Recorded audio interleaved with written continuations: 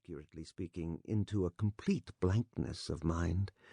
He walked along, not observing what was about him and not caring to observe it. From time to time he would mutter something, from the habit of talking to himself to which he had just confessed. At these moments he would become conscious that his ideas were sometimes in a tangle, and that he was very weak. For 2 days he had scarcely tasted food. He was so badly dressed that even a man accustomed to shabbiness would have been ashamed to be seen in the street in such rags. In that quarter of the town, however, scarcely any shortcoming in dress would have created surprise. Owing to the proximity of the Haymarket, the number of establishments of bad character, the preponderance of the trading and working-class population crowded in these streets and alleys in the heart of Petersburg, types so various were to be seen in the streets that no figure, however queer, would have caused surprise. But there was such accumulated bitterness and contempt in the young man's heart that in spite of all the fastidiousness of youth he minded his rags least of all in the street. It was a different matter when he met with acquaintances or with former fellow-students, whom indeed he disliked meeting at any time. And yet when a drunken man who, for some unknown reason, was being taken somewhere in a huge wagon dragged by a heavy dray horse, suddenly shouted at him as he drove past, "Hey there, German hatter!" bawling at the top of his voice and pointing at him, the young man stopped suddenly and clutched tremulously at his hat. It was a tall, round hat from Zimmermann's, but completely worn out, rusty with age, all torn and bespattered, brimless and bent on one side in a most unseemly fashion. Not shame, however, but quite another feeling akin to terror had overtaken him. "I knew it," he muttered in confusion. "I thought so. That's the worst of all. Why, a stupid thing like this, the most trivial detail, might spoil the whole plan.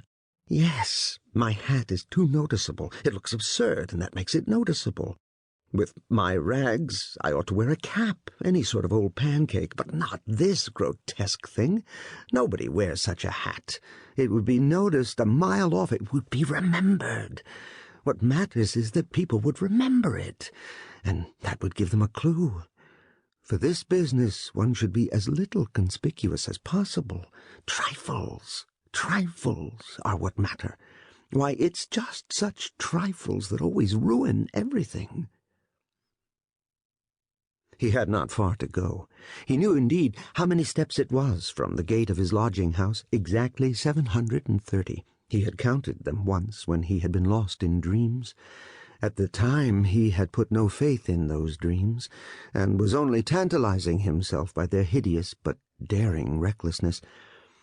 Now, a month later, he had begun to look upon them differently, and in spite of the monologues in which he jeered at his own impotence and indecision, he had involuntarily come to regard this hideous dream as an exploit to be attempted.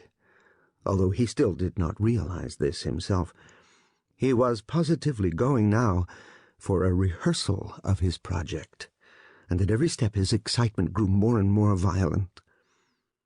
With a sinking heart and a nervous tremor, he went up to a huge house, which on one side looked onto the canal and on the other into the street. This house was let out in tiny tenements, and was inhabited by working people of all kinds, tailors, locksmiths, cooks, Germans of sorts, girls picking up a living as best they could, petty clerks, etc. There was a continual coming and going through the 2 gates and in the 2 courtyards of the house. 3 or 4 doorkeepers were employed on the building. The young man was very glad to meet none of them, and at once slipped unnoticed through the door on the right and up the staircase. It was a back staircase, dark and narrow, but he was familiar with it already and knew his way, and he liked all these surroundings. In such darkness, even the most inquisitive eyes were not to be dreaded. "If I'm so scared now, what would it be if it somehow came to pass that I were really going to do it?" he could not help asking himself as he reached the 4th story. There his progress was barred by some porters who were engaged in moving furniture out of a flat. He knew that the flat had been occupied by a German clerk in the civil service and his family. This German was moving out, then, and so the 4th floor on this staircase would be untenanted except by the old woman. "That's a good thing, anyway," he thought to himself, as he rang the bell of the old woman.